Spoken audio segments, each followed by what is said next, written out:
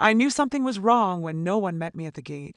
After 5 hours in the air, 2 through security, and 1 waiting at baggage claim with no call or message, I finally opened the rideshare app and ordered a car myself.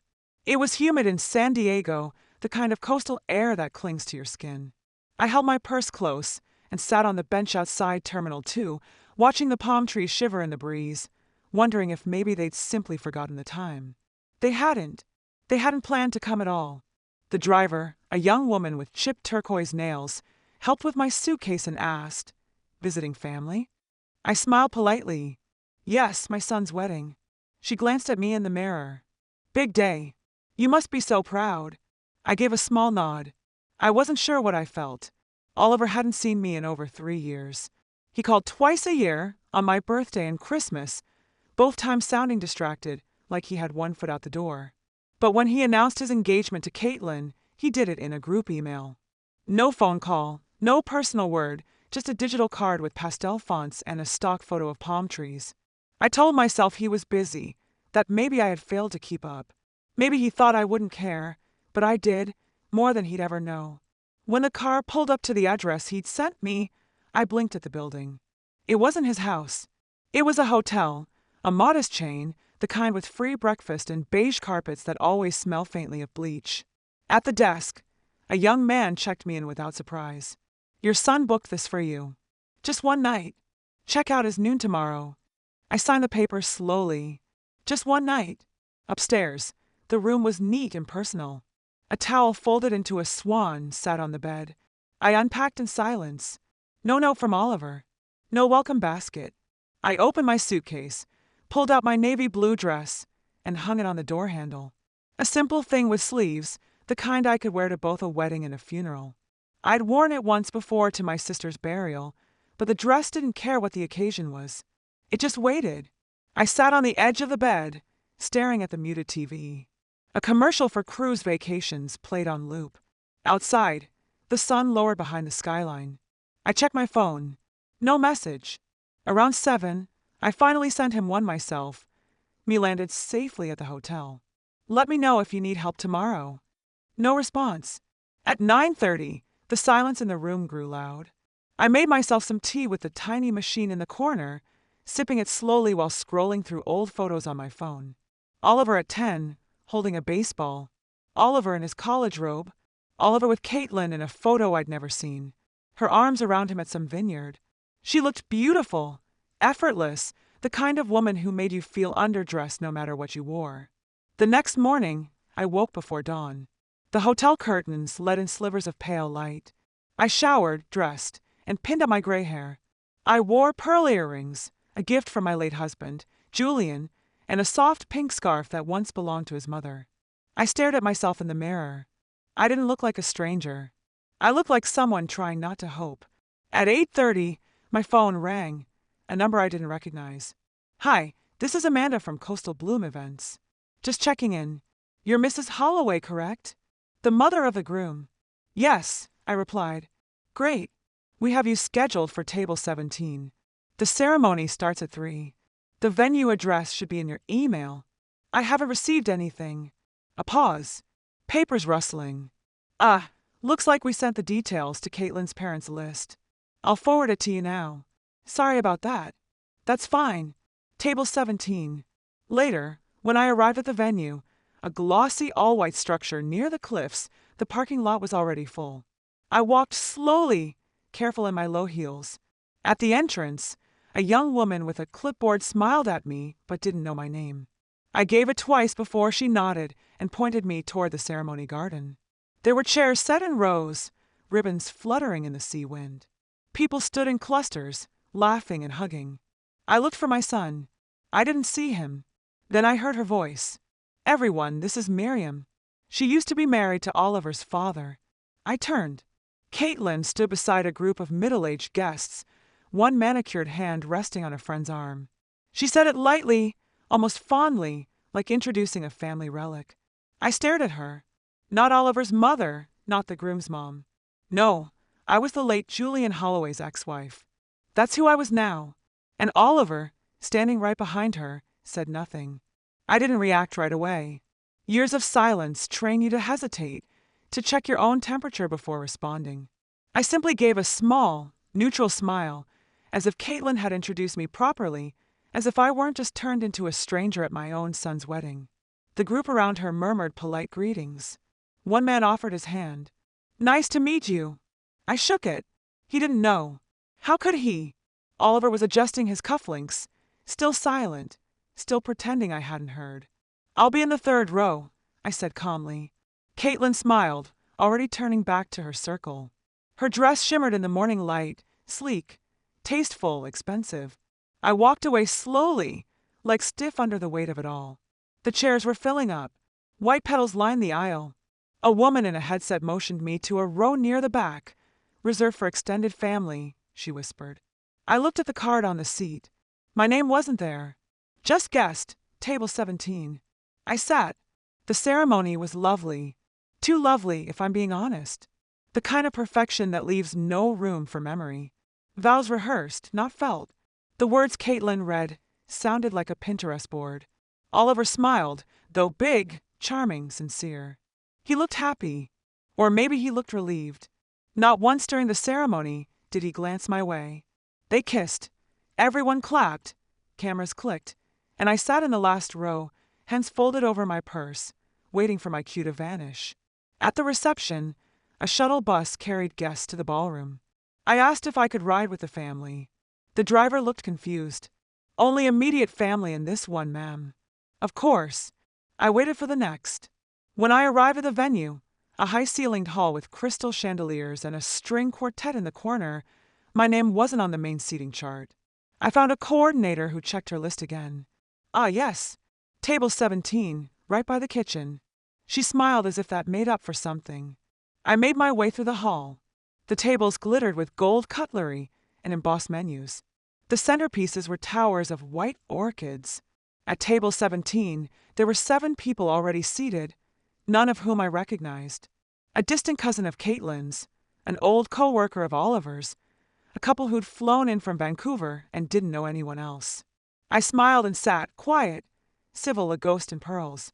From across the room, I could see Oliver laughing with Caitlin and her parents. He looked relaxed. I saw them toast. Then her father stood and made a speech about 2 wonderful families coming together. Julian's name was mentioned. My name was not. No one had asked me for a photo with the couple. No card, no mention in the program. Even my title, Mother of the Groom, had been quietly erased. I sipped the wine. I nodded at the stranger beside me. I listened to a man talk about sailing. I pretended not to notice that Oliver's high school English teacher was seated closer to the dance floor than I was. Later, as dinner was served, I slipped away to the bathroom and stood in front of the mirror. I didn't cry. I pressed my hands to the counter and let the weight of it all settle in my spine. When I returned, dessert had already been served. Someone had taken my seat, assuming I'd left. I didn't ask for it back. I stood near the wall instead, like an usher without a role. The music started. People began to dance. First the couple, then the families, then the special people, announced by name over the microphone. Father of the bride, stepmother of the groom. I froze. Stepmother. Oliver's father had died 10 years ago. His second wife, Eleanor, had married him late in life. They were together less than 5 years before his stroke. She was never close to Oliver, barely attended birthdays. She was now slow dancing with him in the middle of the floor. I stepped back, found the exit.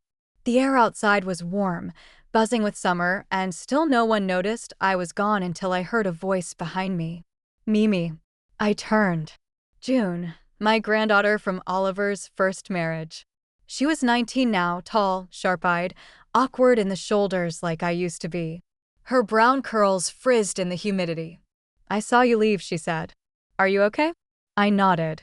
It's too loud inside. She studied me. They didn't put you at the family table. No. She bit her lip. Dad said. I know what your dad said. Silence.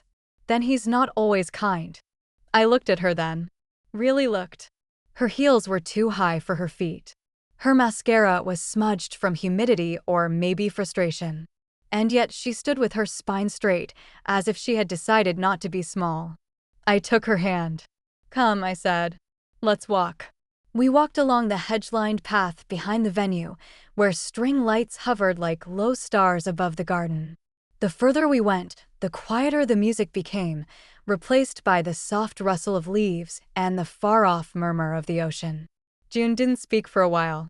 She just held my hand as we walked, like she used to when she was little and needed to feel someone solid beside her.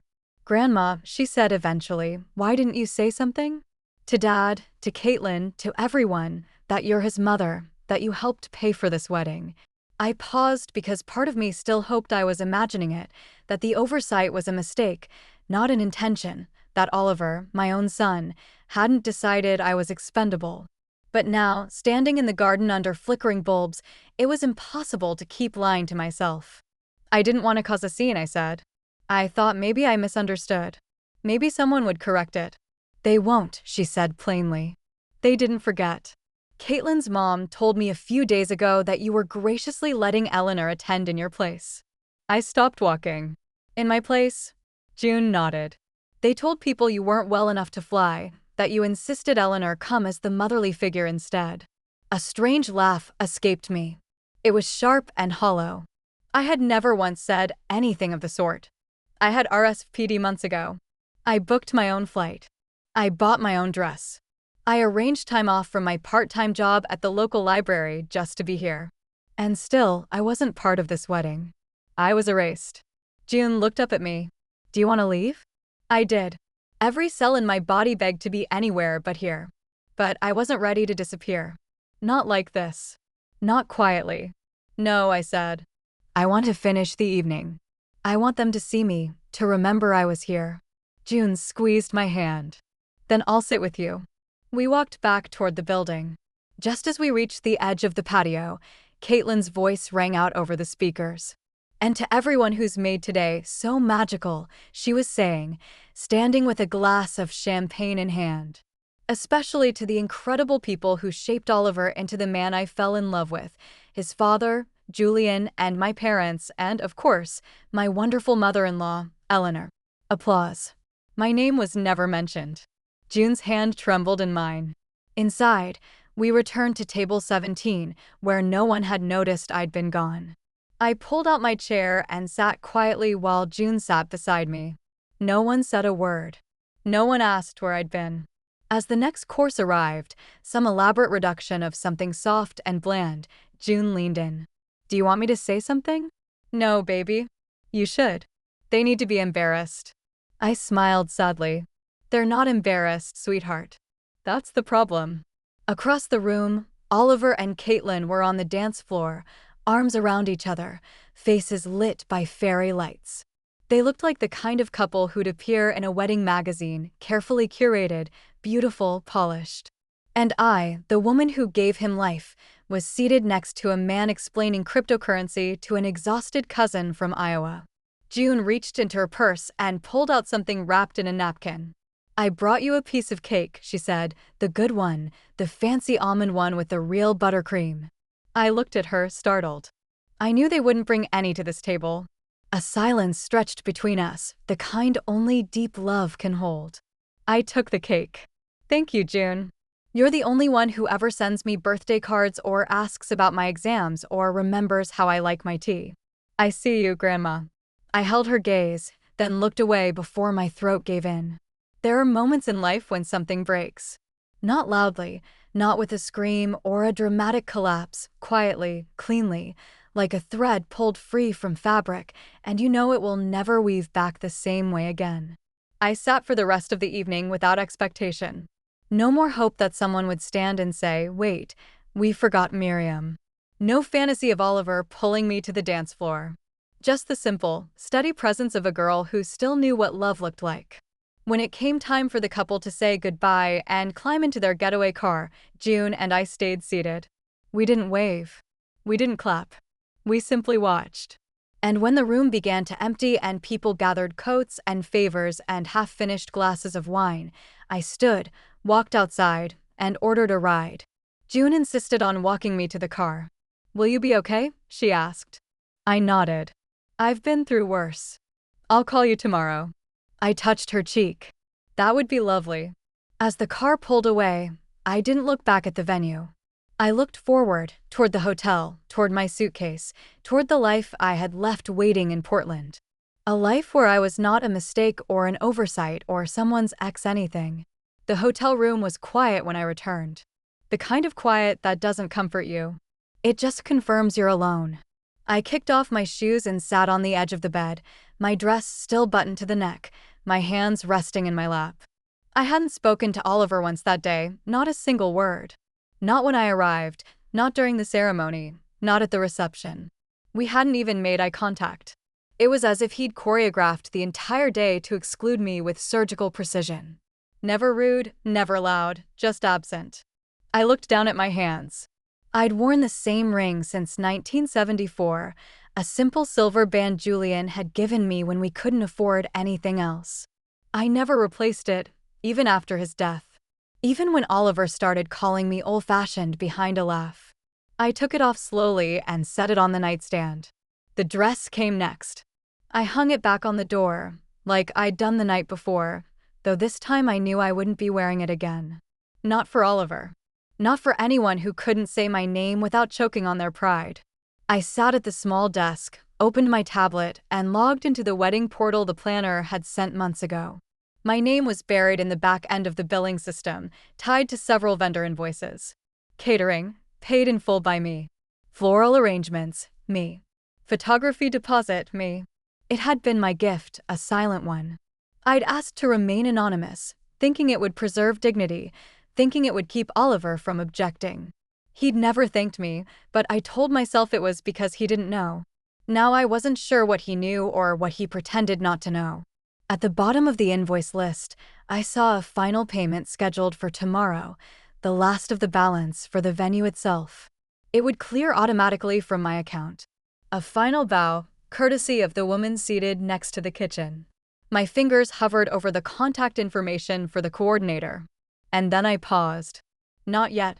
Not out of rage. Not out of wounded pride. I needed to think, and when I acted, it would be clear, irreversible, and mine.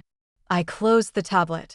Instead, I reached into my suitcase and pulled out a letter I hadn't intended to deliver. Not today. Maybe not ever. I'd written it on the flight here, folded it 3 times, and tucked it into an envelope marked for Oliver. It wasn't bitter. It wasn't dramatic. It was honest. A letter from a mother to her son, full of quiet questions and the soft sorrow of decades gone by too quickly. I hadn't known if I'd give it to him. Now I knew I wouldn't. I tore it in half, then in half again. Then I cried. Not the heaving sobs of a woman scorned, but the slow, quiet tears of someone who has spent a lifetime waiting for the child she raised to come home. Not to her house, but to her heart. When I stopped, I made tea in the little hotel kettle and drank it slowly, staring out the window at the blinking lights of San Diego. It had always seemed so far from Portland. Now it just looked small. I went to bed without setting an alarm. In the middle of the night, I woke once, disoriented, reaching instinctively for Julian. And then I remembered he'd been gone 10 years, and now Oliver was gone, too, just in a different way. In the morning, my phone lit up with a message. June. Morning, Grandma. Just checking on you. I hope you slept okay. I meant it last night. I see you. Call me when you're ready. I held the phone to my chest. That message, just those 28 words, felt more like home than anything Oliver had said in the last decade. I sat at the desk again, opened the banking app. The balance stared back at me. Not infinite, but enough. Enough to choose. Enough to change course. Then I called my attorney. His assistant answered, bright and efficient. Good morning. This is Nadia at Blakely & Moore. Hi, Nadia. This is Miriam Holloway. I'd like to make changes to my estate documents, and I'd like to do it today. There was a pause. Absolutely, Mrs. Holloway. I'll check Mr. Moore's availability. I smiled into the phone, a soft, private smile, one only I could see. Thank you, dear. No rush. I've already waited long enough. The office of Blakely & Moore was located in a modest building downtown, far from the glinting wedding venues and rooftop bars where Caitlin's people like to gather. I'd been there once before, after Julian died, to sort out the will, the accounts, the kinds of business you don't expect to handle alone until you suddenly are. Mr. Moore was waiting when I arrived. A tall man with a receding hairline and the steady hands of someone who didn't need to raise his voice to be heard. He greeted me with warmth, not pity, and that already felt like a small kindness. "I'm sorry it's under these circumstances," he said, motioning for me to sit. "I'm not," I replied. That seemed to surprise him, but he nodded and opened his notepad. "What would you like to change?" "Everything." I removed a thin folder from my bag and slid it across the table. "My current will leave the majority of my estate to my son, Oliver Holloway. That's no longer appropriate." Mr. Moore studied me for a moment, then flipped open the folder. "I want the house in Portland placed into a living trust in my name, with a beneficiary designation to my granddaughter, June. I want the wedding payments canceled where possible, and I'd like to remove Oliver as the executor of my estate." He didn't write immediately.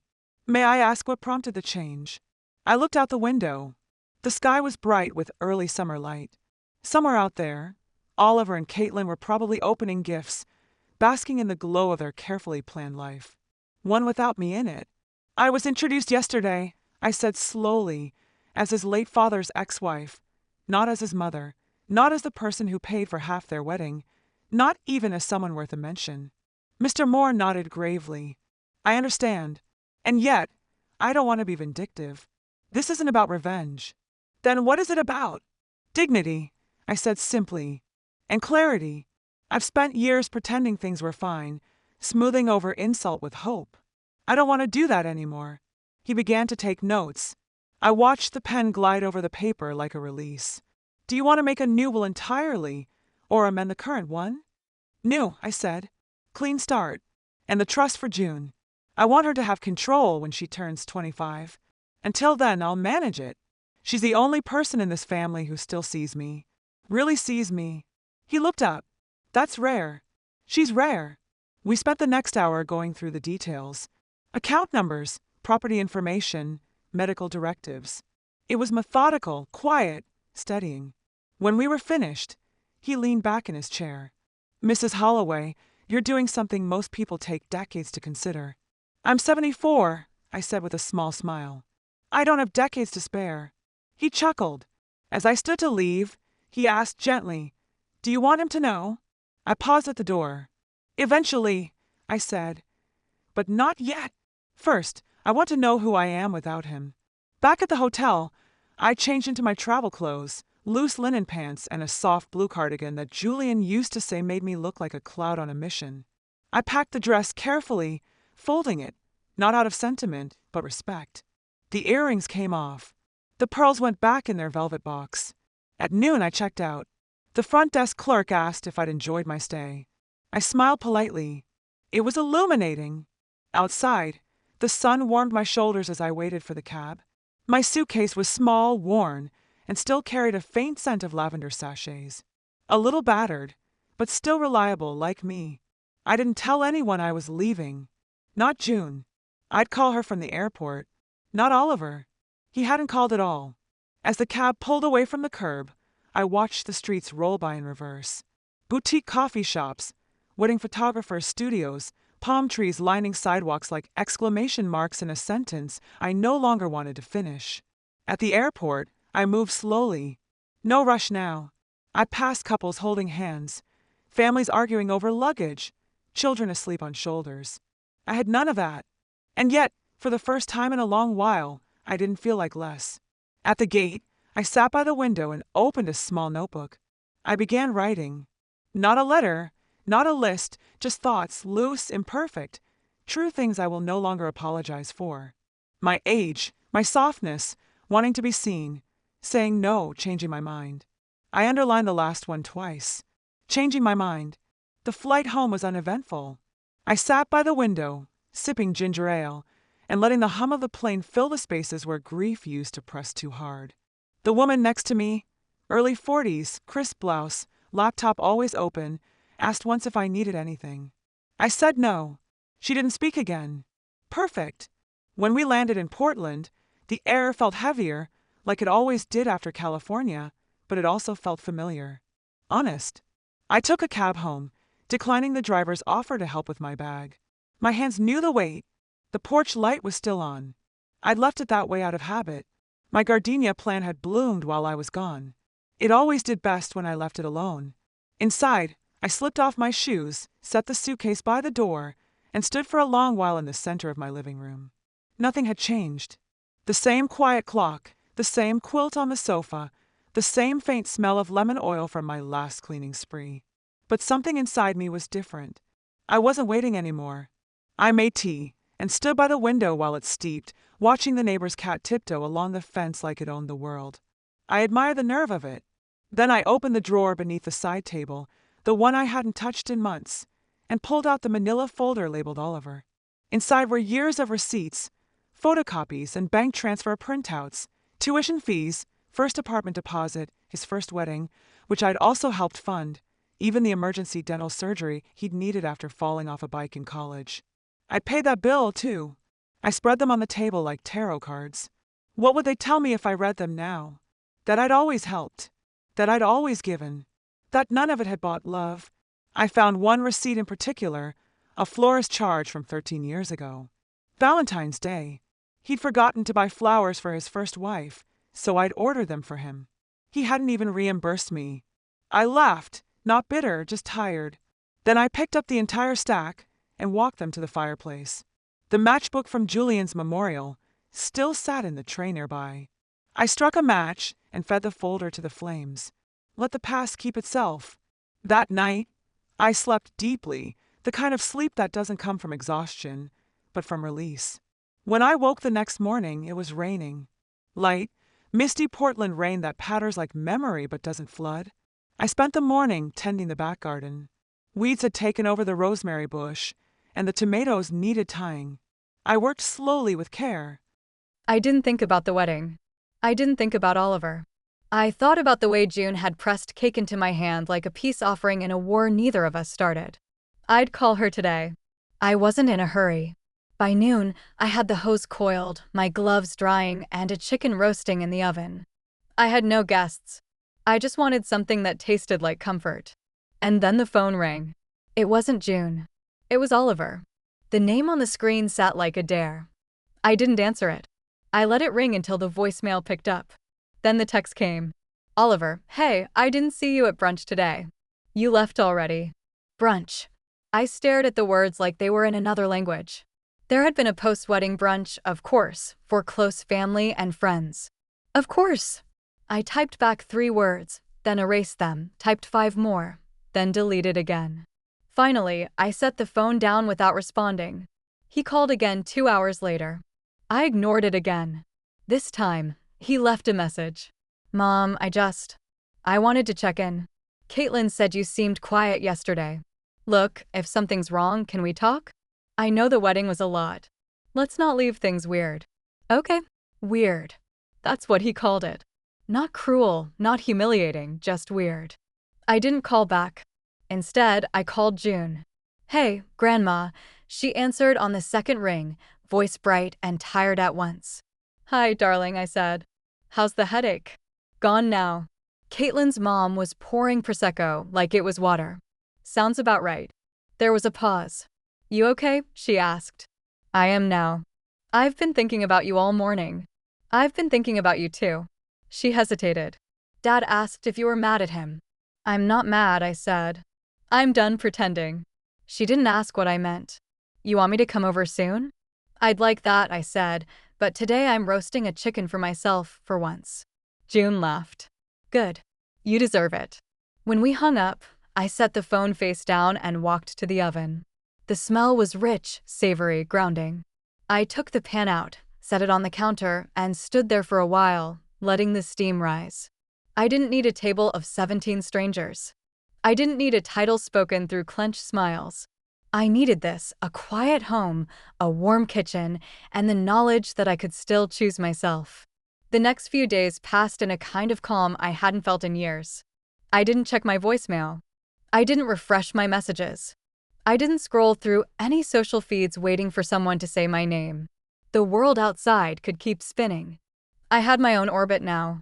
In the morning, I'd walk the neighborhood loop with my hands tucked in the sleeves of my sweater, nodding to the same old faces. Carol from 2 doors down, still fighting with her roses. Mr. Wong, always sweeping his driveway like it owed him something. We didn't exchange more than pleasantries, but even that felt grounding. I was visible here.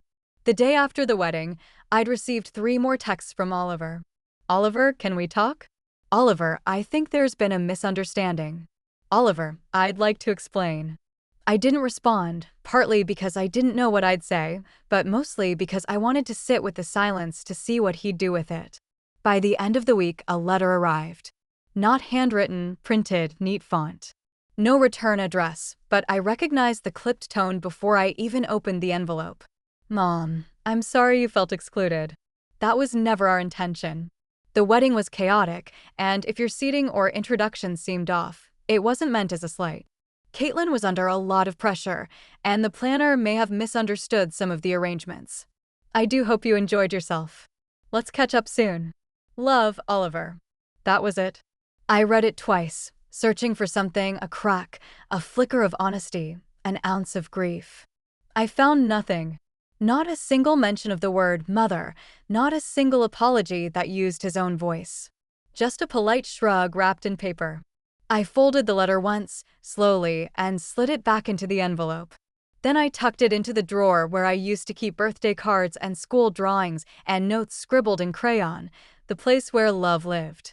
It didn't belong there, but it didn't belong anywhere else either. And I wasn't about to pretend it never arrived. 2 days later, June called again. Can I come over this weekend? She asked. Of course. Just me, though. Nobody else. I told them I had work. You didn't need an excuse. I know, but it's easier. I understood. When Saturday came, she arrived with a bouquet of tulips and 2 slices of pie from that little cafe on Alder Street. I know yours is better, she said, but I didn't want to make you bake. I smiled and took the box. Then you've already done something they never did.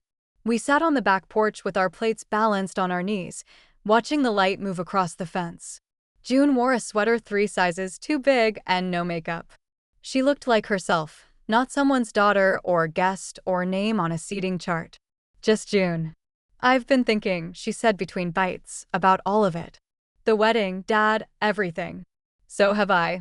I used to think family just was. You're born into it, and that's that. And now I think it's what you choose to protect and what protects you back. I nodded. Sometimes the people you gave everything to forget you were ever there. And the ones you barely expected anything from turn around and bring you pie. She looked at me, eyes full. You gave up so much for them. I know. They don't deserve it. Maybe not. She hesitated. I don't know how to fix it or if it can be fixed. Sweetheart, I said gently, it's not your job to fix anything. It's just your job to keep your heart open, but only for those who won't use it as a doormat. She laughed, even as her eyes misted over. Grandma, you're kind of a badass. I'm old, I said. That's the same thing. Eventually, we finished our pie and drank tea, and I showed her the new trust paperwork. She tried to object at first. Are you sure? I am. But you're the only one who never made me feel like an obligation. She didn't speak after that, just leaned her head on my shoulder as the sky turned pink and the wind picked up. Later, when she left, she hugged me tighter than she ever had before. I love you, she said. I know, I whispered back. That's the only reason I'm still standing. Sunday morning arrived with the smell of rain and the ache in my left hip that always came when the weather turned. I stayed in bed longer than usual, the quilt pulled up to my chin, the quiet wrapping around me like a second skin. There was no need to rush, for once. No obligations, no lists of favors disguised as family duty. I got up slowly, boiled water for tea, and pulled a sweater over my nightgown.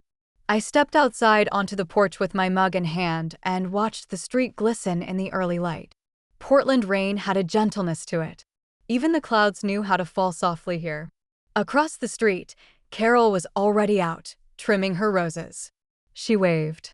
I waved back. It was the kind of morning that asked for stillness, and I gladly obliged. The phone rang around 10 o'clock. Not a call, a FaceTime from Oliver. I stared at it as it rang, the screen flashing his name beside a frozen image of him and Caitlin, both smiling on some mountain hike, a photo I'd never seen, one I hadn't been asked to take. I let it ring twice more before answering. He appeared on the screen, slightly out of frame, holding the phone too close. His hair was messy and the lighting was poor. "Hey," he said. "Hi, Mom." Hello, Oliver. A pause. He glanced to the side before continuing. Just wanted to check in. I know things have been weird. That word again. I got your letter, I said. He shifted. Yeah, I figured that might not be enough. It wasn't. He looked away. Okay, fair. Another pause. I waited. I wasn't going to do the work for him anymore. I didn't realize Caitlin introduced you like that, he said. As you know, Dad's ex. She didn't mean anything by it. No, I said quietly. I mean, it just came out wrong. She was nervous. The day was stressful. So it was a mistake. He hesitated. Not exactly. I mean, look, I didn't think it mattered that much. You were there. It was a big day. I tilted my head. You didn't think your mother's place in your life mattered? His mouth opened, then closed again. Oliver, I said, voice calm but firm, did you notice that I was seated behind the cousins of Caitlin's college roommate? He looked embarrassed. That wasn't intentional. I wasn't mentioned in the program. I wasn't introduced. You gave a speech and thanked your stepmother, but not the woman who raised you. He rubbed his jaw. I know. I messed that up. I paid for your wedding. That stopped him. I know, he said quietly. I didn't want you to. Remember? I told you not to make a big deal, and so I didn't. I stayed invisible and you let me. His face twisted, not in pain, but in discomfort, the way a man twists when truth makes the floor unsteady. Why, Oliver? He blinked. Why what? Why didn't you want me seen? He opened his mouth, closed it, tried again. It's not about not wanting you there. But it is, I said with a strange, aching peace. Because if it wasn't, you'd have made sure I was. He swallowed. It's just, Caitlin's family is different. They're very polished. I nodded. And I'm not. He didn't answer. I let the silence hang because I wanted him to feel it. Not to punish him, but because I was done protecting people from the weight of their own choices. I loved you through things you'll never remember, I said softly. Through colic and fever and heartbreak and poor decisions, I held the door open for you again and again, even when you didn't knock. And still, you walked past me like I was wallpaper.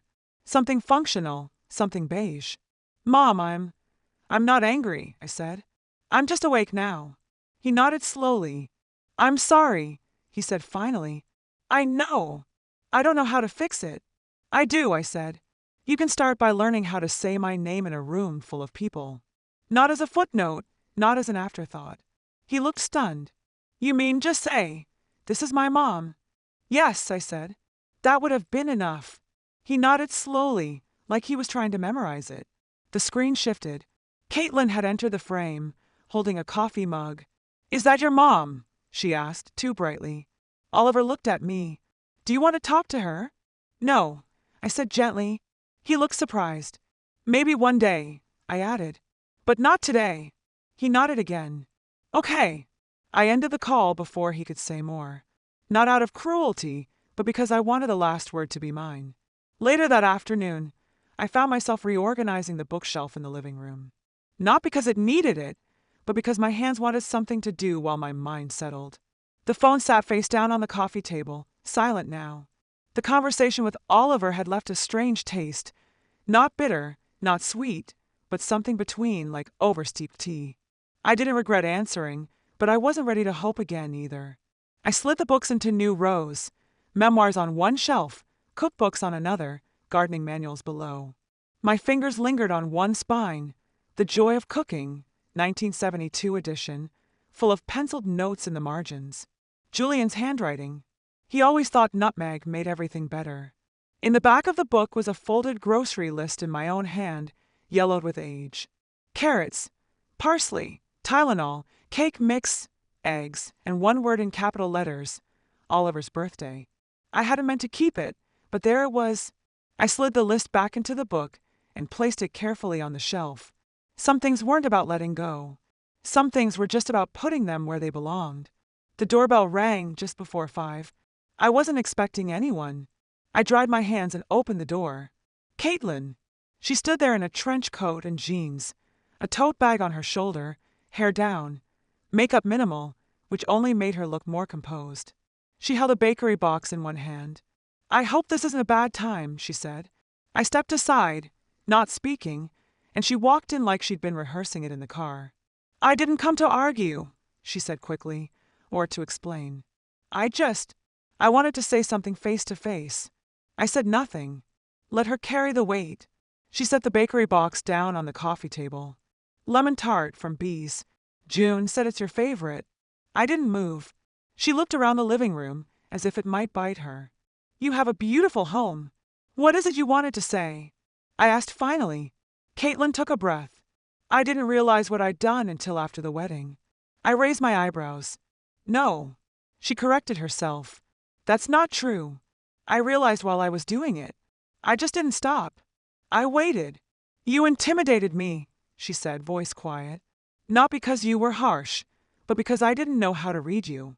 Oliver told me bits and pieces, always with that edge he gets when he doesn't want to be vulnerable, and I filled in the rest myself." She looked down. "And then you showed up, and you were elegant and composed and calm, and I felt like a child next to you. So I tried to shrink you in front of everyone." Her voice trembled. "I'm sorry. It wasn't dramatic. It wasn't performative. It was just there, a sentence that cost something." I nodded. "Thank you." She glanced up, surprised by the ease of it. "You know," I said softly, "I don't need to be adored. I've lived too long for that. But I do expect to be seen, especially by the people marrying into this family." Caitlin nodded. "I didn't see you. I saw what I was afraid of." "And what was that?" "That Oliver might still need you more than he needed me." That landed somewhere deep. I sat down slowly. "He doesn't." Her eyes flicked to mine. "I don't say that to comfort you," I said. "I say it because it's the truth. He hasn't needed me in a long time. And that's fine. That's part of raising a child. You teach them how to walk away. But it doesn't mean you stop being the one who gave them legs." She exhaled. "I'm not angry anymore," I added. "But I am changed. I can see that." "Good." She looked at the tart. "Can I leave this?" "You can." She stood, hesitating. "Would you ever want to try again with me? I mean, not to be friends. Just to not be strangers." I considered her. "I think," I said, "I'd like to wait and see how you treat June first. That'll tell me what I need to know." Her face softened. "Fair." She turned to leave. At the door, she paused. "I'm glad you answered his call." "I didn't answer for him," I said. "I answered for myself." She nodded once and stepped out into the fading light. I closed the door gently behind her and looked at the lemon tart on the table.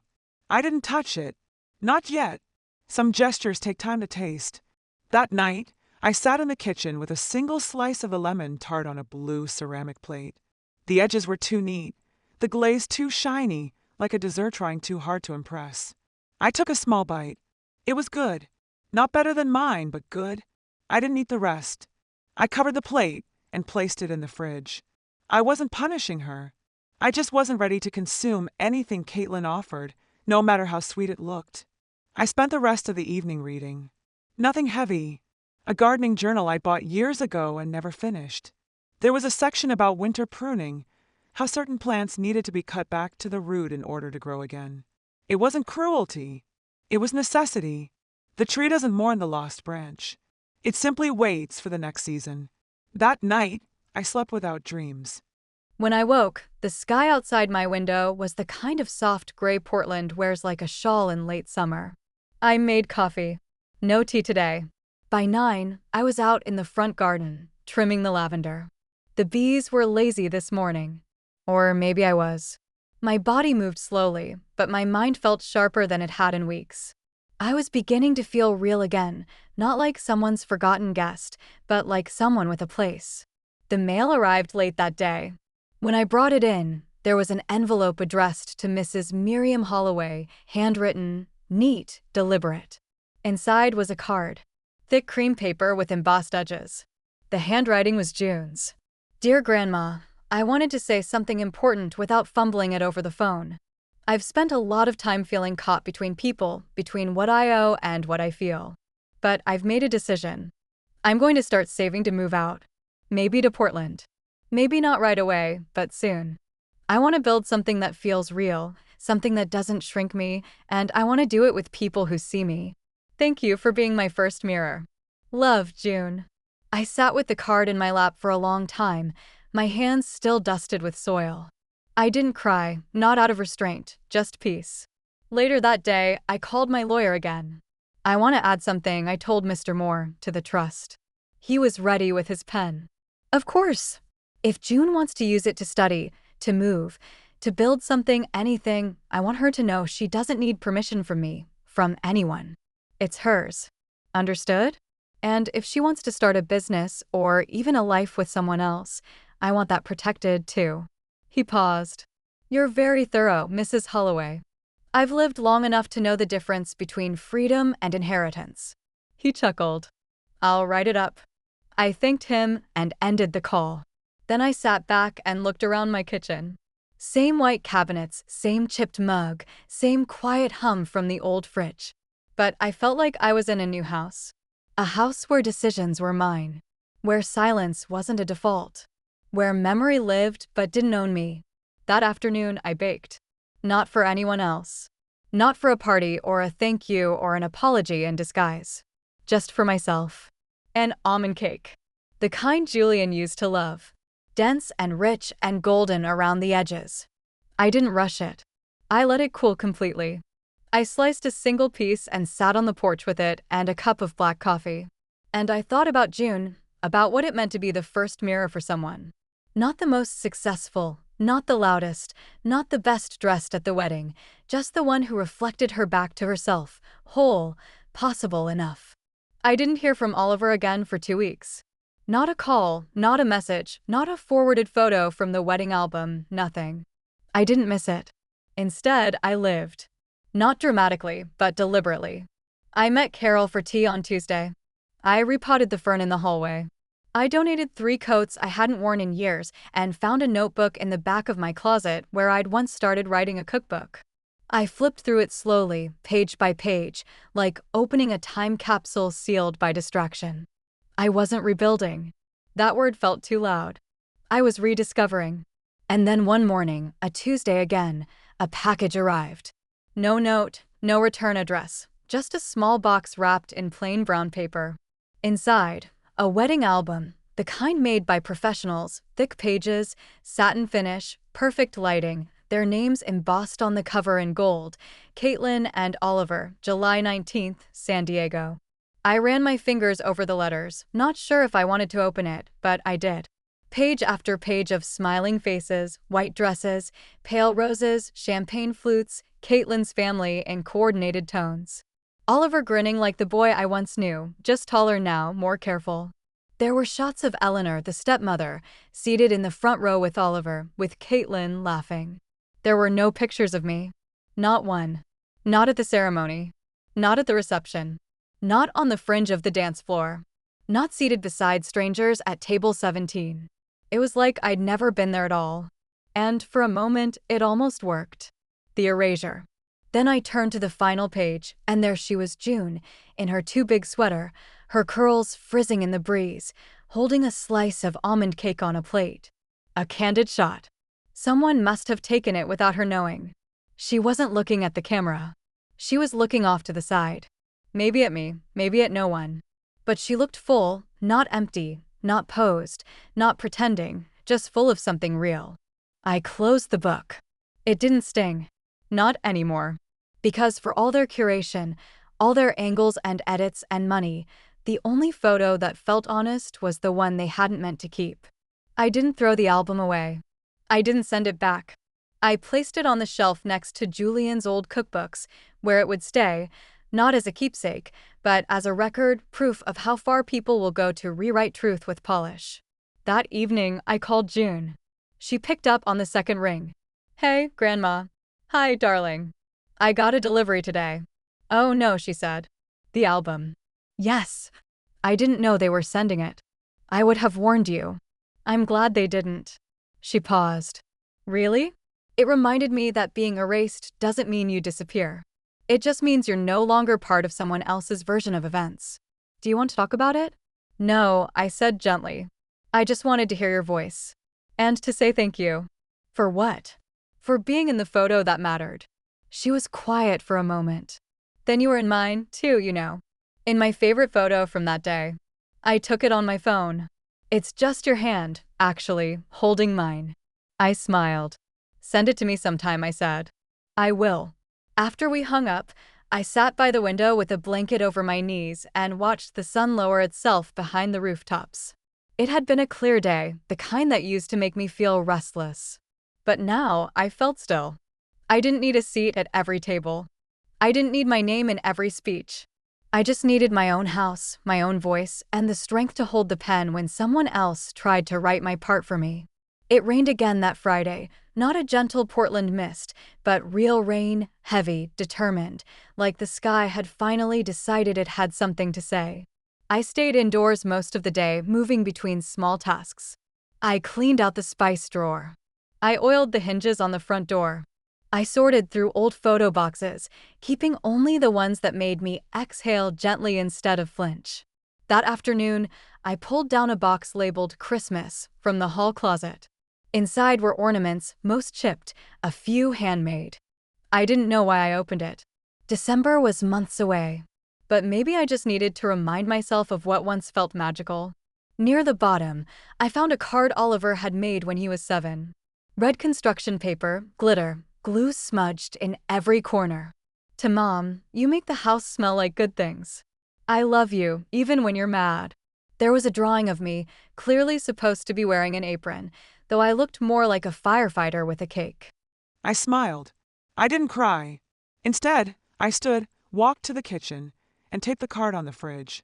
Not out of sentiment, but as evidence of who I was, of who he used to see.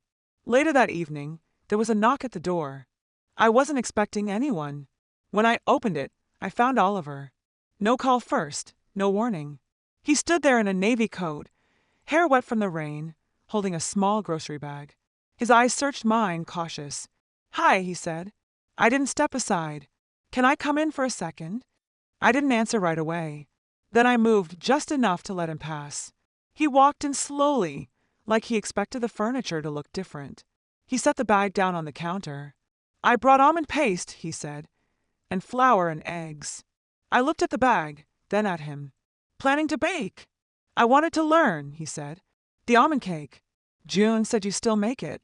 I raised an eyebrow. "She said you made it for yourself, that you didn't share it." "I didn't," I said. "It wasn't for sharing." He nodded. "I deserve that." I didn't answer. He looked around the kitchen, taking in the card on the fridge. "You kept that?" he asked softly. "For 35 years." He rubbed his hands together. "I was a selfish kid." "You were a child," I corrected. "But you became a selfish man." He flinched but didn't argue. "Do you want to make the cake or apologize?" I asked. "Both," he said.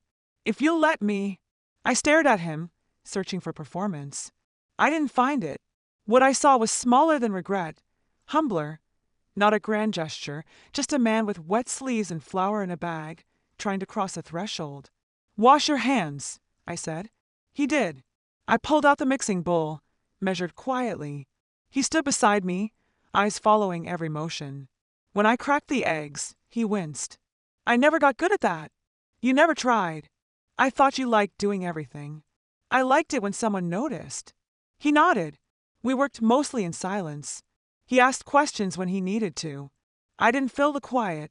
For once, it wasn't awkward, just honest. While the cake baked, we sat at the kitchen table. I poured tea. He didn't ask for sugar. "I know what I did," he said eventually, "at the wedding before it. Years of it. I waited. I kept shrinking you because it made me feel bigger. And I thought maybe if I kept you in the background, people wouldn't see how much I still needed you." I said nothing. "I'm not proud of it." "You shouldn't be." He nodded. "I wish I'd done better," he said. "I wish that, too. But I want to start." I sipped my tea. "I know I don't deserve much," he added. "But maybe if there's any room left, I'd like to be let back in. Slowly. On your terms." The oven dinged. I stood, pulled out the cake, set it on the rack to cool.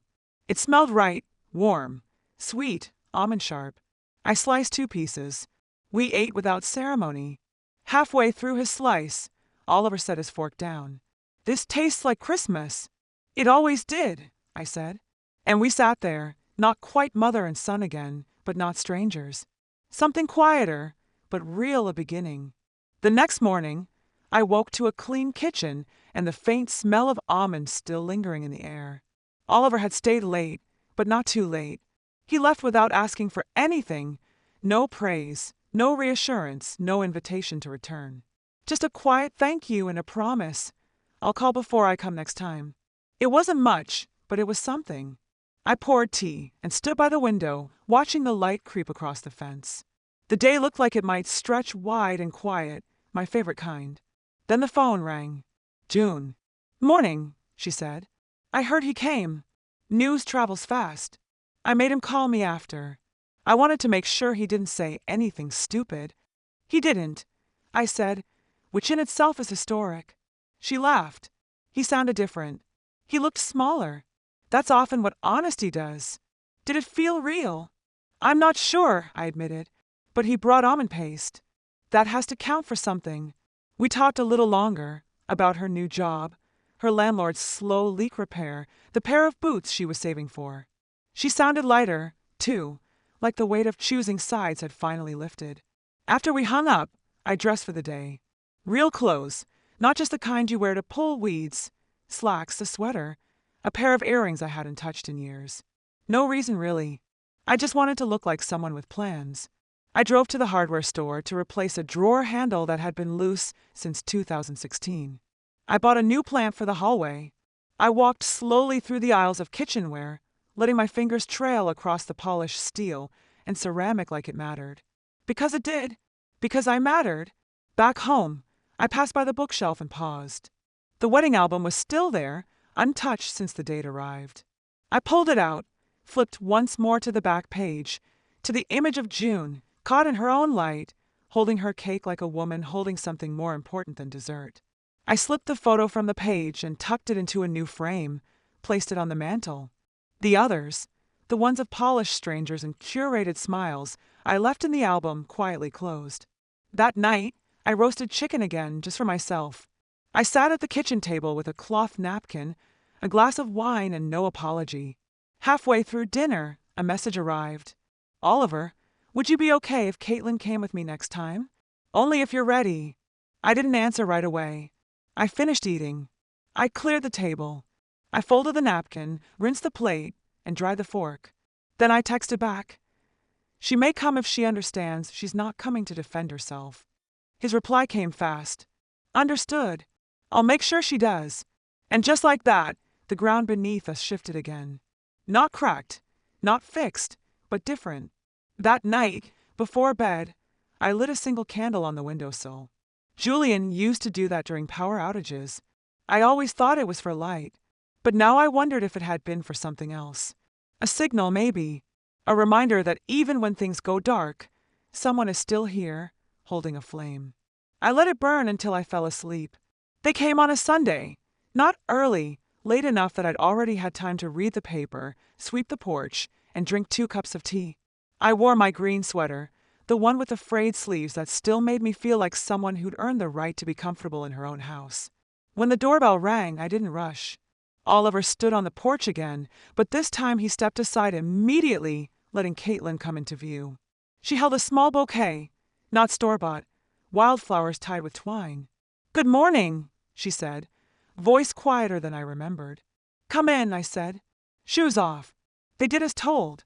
I led them into the living room. It felt smaller now, with all 3 of us in it. I motioned to the couch. They sat, hands close but not touching. I took my chair. There was a silence, not hostile, just cautious, like animals sniffing the air after a storm. I wanted to say something, Caitlin began, looking at her lap.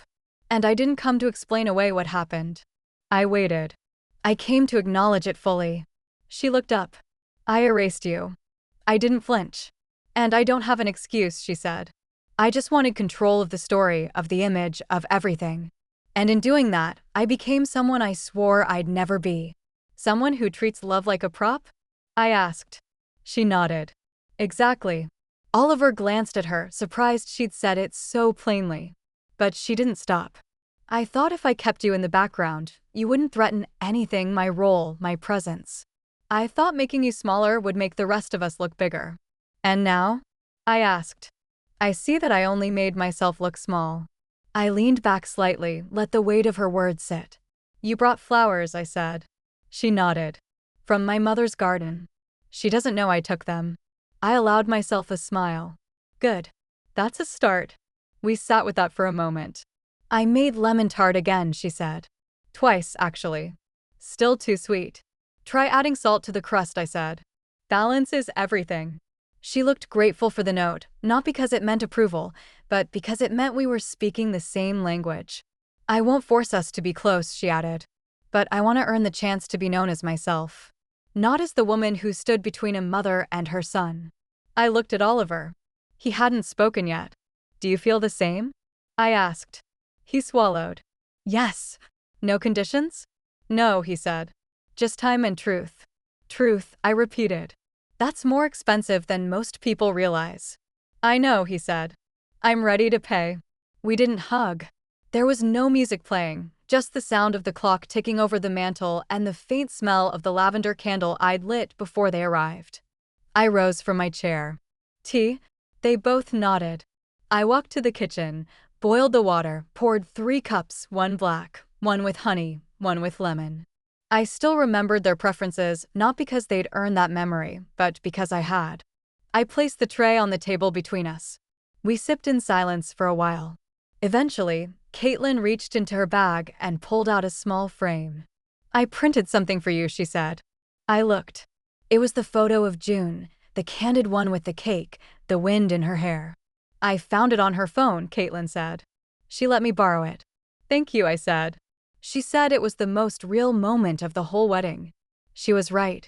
I took the frame and set it beside the lamp. Oliver finally spoke. I'm sorry it took so long. It always takes longer than it should, I said. But better late than not at all. We didn't fix everything that afternoon. We didn't even scratch the surface. But when they left, they did so quietly, respectfully. And when the door closed behind them, I stood in the hallway and took a deep breath. Then I walked into the kitchen, opened the fridge, and cut a new slice of almond cake, one for myself and one to wrap in foil for someone else's hands. I used to think silence was strength, that if you didn't speak the hurt, it made you dignified, that if you bore it alone, you were braver. But silence only works if someone's listening in the quiet. Otherwise, it's just a room you learn to survive. I see that now. 2 months have passed since the wedding, since I flew down to San Diego, sat at the back, and watched my name disappear from my own son's story. 2 months since I came home and remembered who I was not as someone's mother, someone's guest, someone's mistake, but as someone whole. And now I'm tending things, not people. Things that grow under care, not expectation. My tomatoes are thriving. I planted thyme near the gate. I've started writing again, not letters this time, but recipes, notes in the margins. A different kind of history. The kind you pass down without needing applause. Oliver calls once a week. He's trying. I don't reward him for it, and I don't punish him when he slips. I just answer if I feel like it. That's new for me. Caitlin sent a book of essays last week, Women on Motherhood, Aging, Identity. There was no inscription, just a yellow sticky note on the cover. Page 147 made me think of you. It was an essay about apology, a real one. The kind that doesn't ask for redemption, only recognition. I kept the note, not because I forgive her, but because I see her trying. June visits often. She's hunting for jobs now, wants to move out within the year. She calls it building her own name. I told her that's all any of us ever do in the end. Some just start later than others. I made her promise one thing, that she'd write it all down. The joy, the doubt, the days she wonders if she's doing anything right, not because I need to read it, but because someday she will. I've revised my will again, slightly, quietly. June gets everything, still. But I added a letter, not legal, not formal, just 1 page tucked behind the trust document. It begins, "You don't owe anyone your silence, not even the ones who gave you life. Especially not them, if they ask you to give up your own in exchange." I hope she reads it one day and nods, not with sadness, but with understanding. And me, I still walk to the bakery on Fridays, still sweep the porch, still make too much soup and freeze half of it for no one in particular. I don't look for meaning in every small gesture now. I just live. But when I bake the almond cake, I always make one extra slice. I wrap it in foil. I leave it on the counter, just in case someone comes by. Someone who finally learned how to knock. And if you've read this far, if something in this story sat too close to your own, then hear me quietly and clearly. You do not have to stay where you're not seen. You are allowed to choose yourself, even if it's late. And if you're holding something in your hands, pain, pride, a recipe no one ever thanked you for, write it down. Tell someone or tell yourself. But don't let it vanish. Because you were here and you mattered. If this story found you, let it rest here for a moment. If it moved you, share it with someone who needs it too. And if it was you, say something. We hear you. We really do.